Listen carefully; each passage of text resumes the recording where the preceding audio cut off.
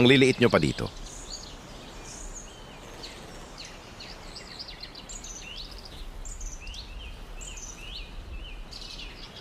Sabi ko nung una, kahit kalahati lang ang magtuloy at mabuhay ay ayos lang.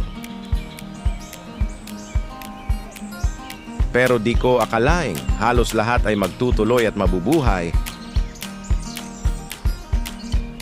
Di ko tuloy malaman kung paano ko kayo pagkakasyahin. Sabay-sabay na kayong nagbibigay ng mga paunang bunga.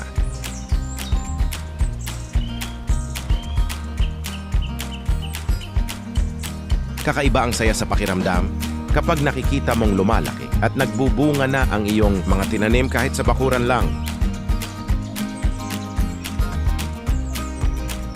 Ang pagtatanim sa bakuran ay nagbibigay ng sariwa at organikong pagkain.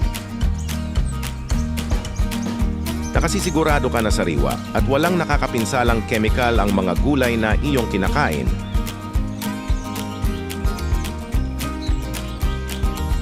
Ang pagtatanim ay isang magandang ehersisyo.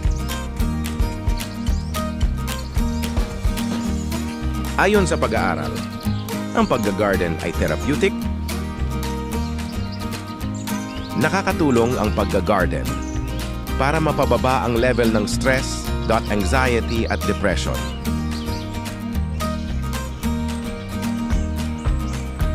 Kung umabot ka sa part ng video na ito,